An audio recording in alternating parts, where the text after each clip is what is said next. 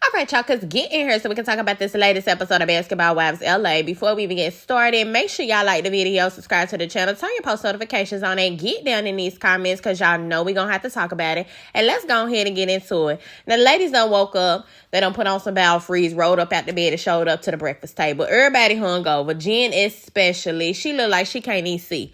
Like she can't even see sunlight right now, or she just going to disappear. Brandi lets it be known that she's organizing the events for the day, which she comes up with some fun stuff. We finna talk about it in a little bit. But basically it's just a little short scene. They sit, they eat, they talk, they disperse. Evelyn ends up calling Shani so that she can congratulate her on her new book. I think it's called Undefeated. And they get to talking. Evelyn mentions, and see, I don't really know what Evelyn endgame is with this.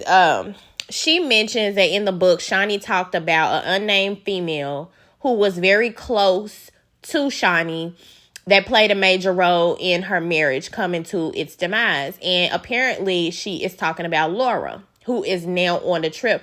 That's what I mean when I say Shani be knowing what she doing when she tie together all these loose strings. Because I swear, as much as they have been talking about Sunday, I just knew it was Sunday that was going to be the one popping up on the trip. So out of the blue for it to be Laura, right around the launch of Shani new book, girl, you genius. You know what you're doing over there. That's why they pay you the big bucks. That's why they pay that woman the big bucks. But Evelyn just keeps on poking the bear and bringing this up. And she's just going to continue to do it. And then it's just going to trickle down and cause problems. But we know why she's doing it. Apparently she being the little, what is it? She being the muscle for Shani. Shani ain't there. She's kind of doing Shani dirty work. Now, the ladies get dressed. They split up into different sprinters. We find out that they're going in two groups. Half of the girls are going to go four-wheeling. Half of the girls are going to go zip-lining. I liked this scene because it's like we don't really see them doing this kind of stuff. Like we see them, the most rowdy they'll get is go to a little hard liquor tasting or, something like that. Because they usually meeting up doing brunch. They doing some type of event. They doing breakfast. They doing tea. It's like they're never doing any type of activity. And then I love that she put the ones that just wouldn't want nothing to do with either event or either team. Like, except for people like, I think Brooke and them, they were on the four-wheeling team. And they looked like they was having a ball. Brooke and Brandi. I can't remember who I was there. But the zip lining, now, you know good and well, Jen don't want to sit her ass and strap her ass in no damn harness to go zip-lining. That girl was up there looking like she was finna have a damn panic attack. I'm not like, Jen was like, I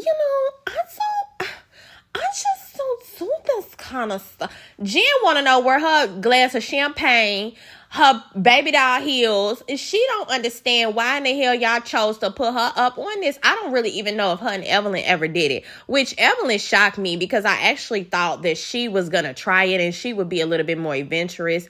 I just think it depends on who Evelyn's in the scene with. Like, I feel like if she would have been in the scene ziplining with Brooke now, Brooke would have been like, I'm for it, let's do it, I'm ziplining. And Evelyn would have been like, all right, I'm gonna try it. But because you up here with Jen's scary ass shaking like a damn piece of floss, you over here adopting that personality, and now you don't want to go ziplining either. Girl, get your ass in the harness and ride on down there and go ziplining.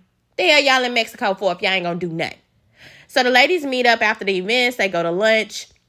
They are briefly talking about Jackie and Brooke's situation. And I think it was Jackie that got up and asked Brooke to go talk. Now, I was shocked because I just knew Brooke was going to be like, no, I don't want to talk to you right now, Jackie. But she must have called Brooke when she had a little good food in her. I've been noticing Brooke like to eat.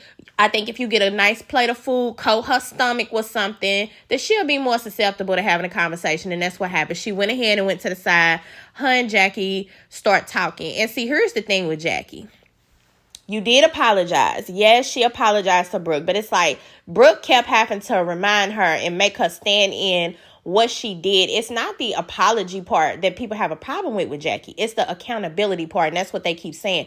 Because even though you apologize, they've already seen the text messages, y'all. They've already seen everything you said. It's nothing that you can lie about at this point. Yet you're still trying to make them look stupid and play in their face. Because you're like, I know it was some misunderstandings. And Brooke's like, no, it wasn't no misunderstanding. You said it. Like, You said it, girl. They done see the text messages, the phone numbers that they coming to and from. You cannot tell somebody who's looking directly up at a blue sky that it is orange, or else they're gonna feel away. Either they're gonna feel like you crazy, because I know what I see and my eyes work well, baby. I know what the hell I saw, or they're gonna feel like you think that they're stupid, and that they're gonna just fall for any damn thing. So they end off on like a weird little note. I really don't know if they make up or not, because Jackie ended up backtracking kind of a little bit. But all in all, the talk went good. And I think they can kind of get somewhere from this. They did hug. They hugged at the end of it. So we're going to leave it at that. Now, the ladies go to dinner later on, and the pool is beautiful. All the ladies look gorgeous. One thing about them, when they put that shit on, these women look good.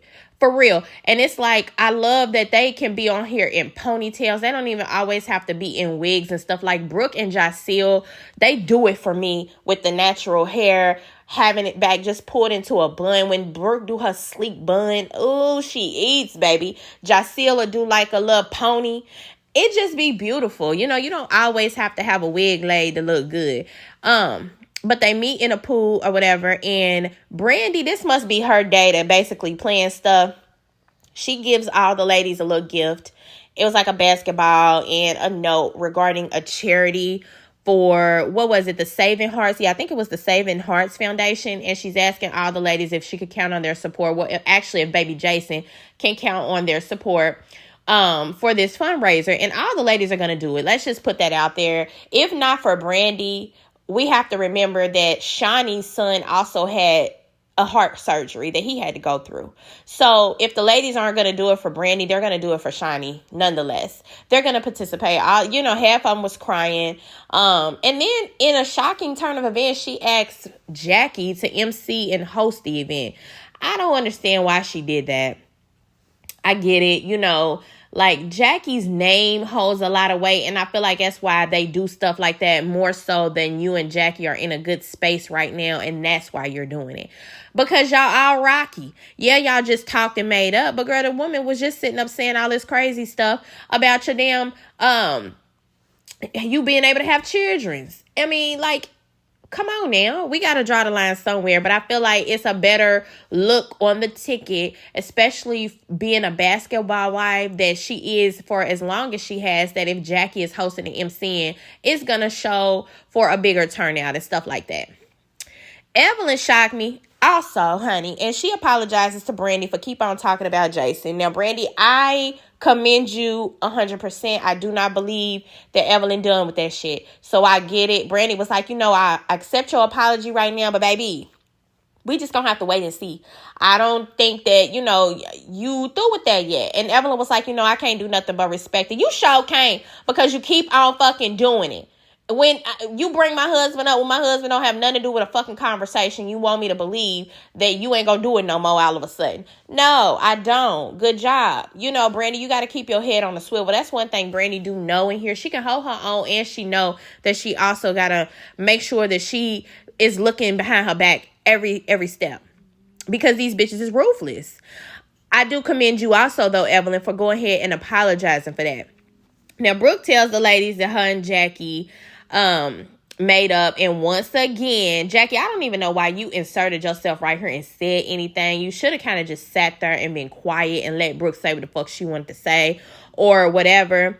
But Jackie wants to again say stuff like there was misunderstandings and blah blah blah, and you can't say phrases like that even if she was just like basically being general in what she was saying, not literal in the sense of what her and Brooke actually discussed. But even if you're being general, you can't do that, because it makes it once again look like you backtracking from taking the accountability that you need to take. Because what happened? Brooke is like, no, it wasn't no misunderstandings, Jackie. You were wrong. I seen the text message. Jackie, what you do? You get in defense mode once again because you think somebody coming for you, and she really ain't coming for you. She's just telling you yet again, no, we already talked about this, Jackie. You can't take accountability behind the women's backs, and then when we come to the circle, you need to hold that same energy. You need to be like, yep, I sure did. I accepted responsibility for everything I said. I was being messy, and that just is what it is. No, you start calling shit misunderstandings. Brooke get mad.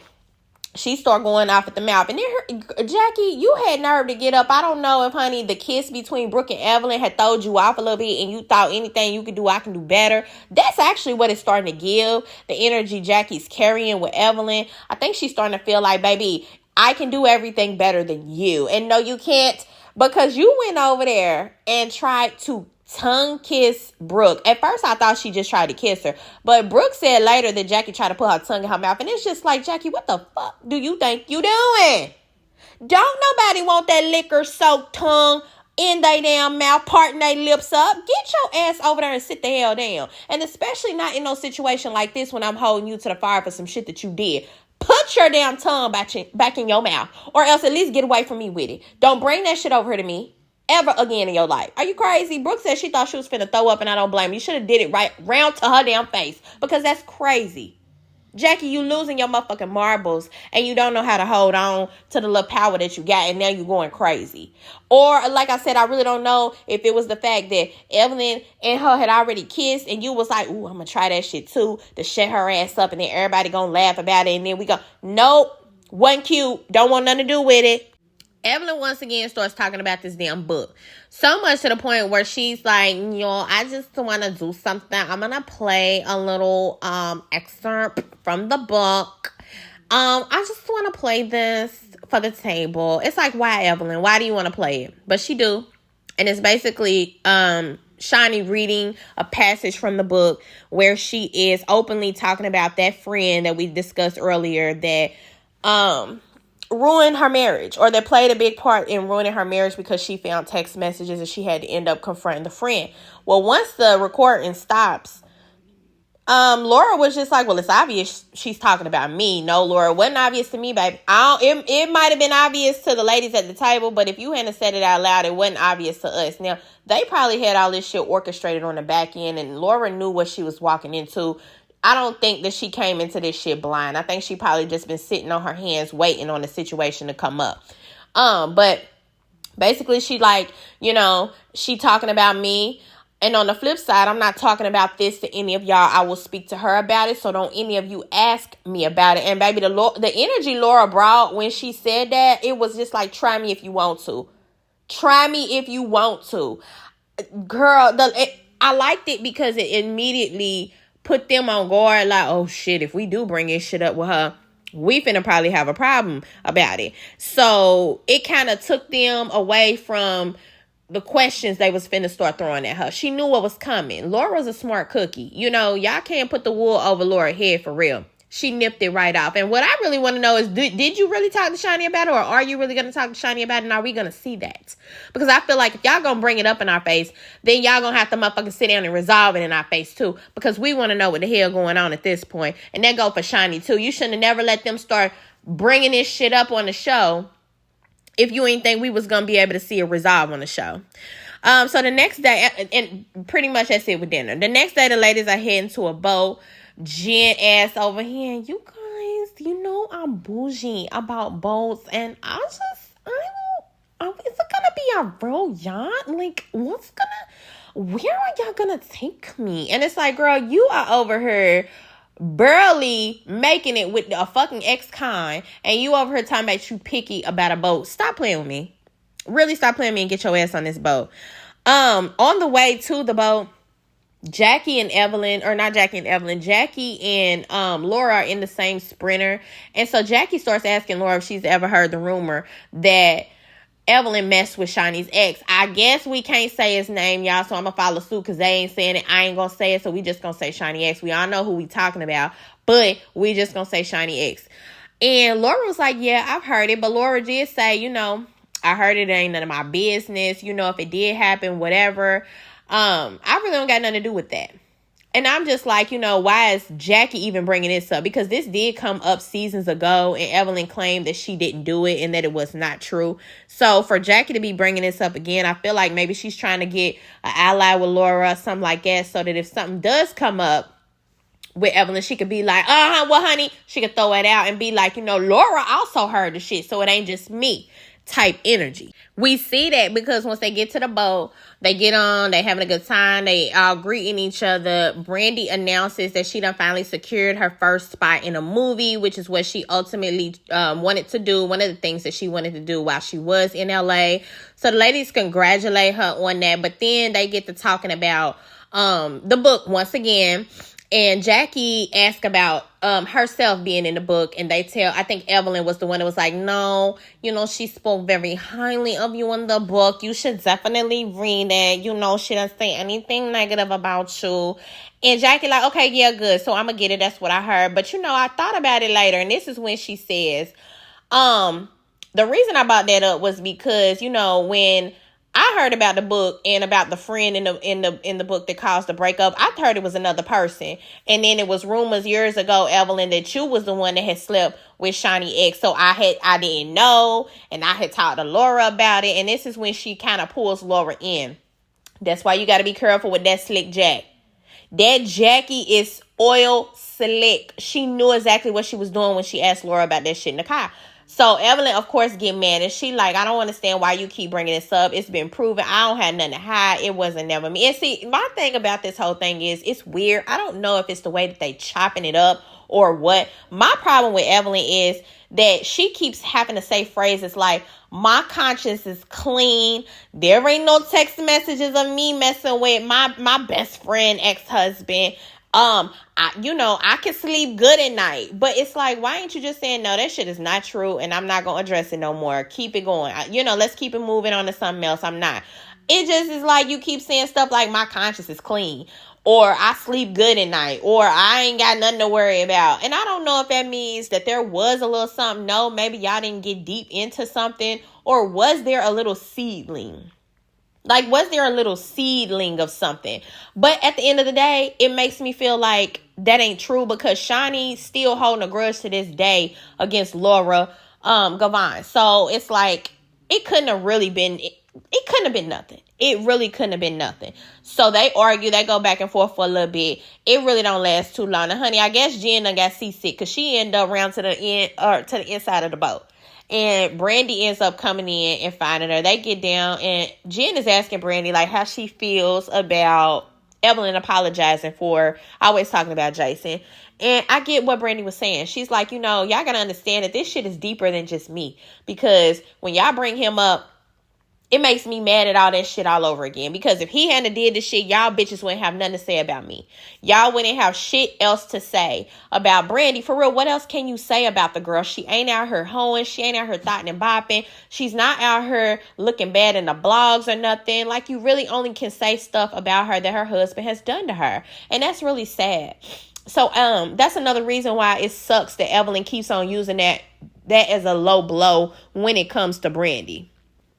Back on top of the boat, Jen, Evelyn, and Laura, they sitting over talking about this fake ass wedding that Jen got planned with Christian. Laura don't know nothing about it, so Jen is like, yeah, well, there is a chance that his parole officer might not okay him going to Paris for the wedding.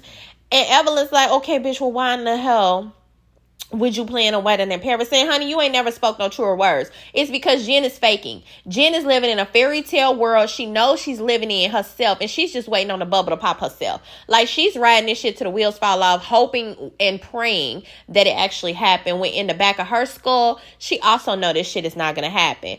Girl, Laura over there looking over them glasses like, bitch, if we going to be anything right now, we need to be for real. No, that ain't Jen. If she gonna do anything right now, she gonna live in her motherfucking fantasy world. And that just is what it is. And ain't none of y'all gonna pop her motherfucking bubble. She don't care what y'all got to say about Christian. Now, the ladies head to their final farewell dinner. Evelyn say a few words or whatever. She thank everybody for coming. I know it's been a long couple of days, but thank everybody for coming. They end up having like the ladies come. They do a little performance. They shoot off fireworks. It's a nice little farewell, honey. The ladies definitely got a little coin, if anything. Jackie speaks up, and she says that she feels that Evelyn was being mean to her earlier on the boat when she had brought up Shani X. And Evelyn's like, yeah, I was being mean to you, bitch, because why in the hell did you bring that up? Like, Jackie, again, you're bringing this up. How do you think that this stuff is gonna go? Well, this is where this dinner go to hell in a handbasket, because they get to going back and forth. And Brandi, who really seem like she confused about the whole thing, because again, she don't really know Laura like that. And I don't think Brandi is privy to like the ins and outs of all the other girls when all that stuff came out and Laura and her sister Gloria were on the show. Like, I don't think Brandi knows any of that. So Brandi speak up and she like, okay, well, who actually brought up the conversation, Jackie? Was it you or was Laura?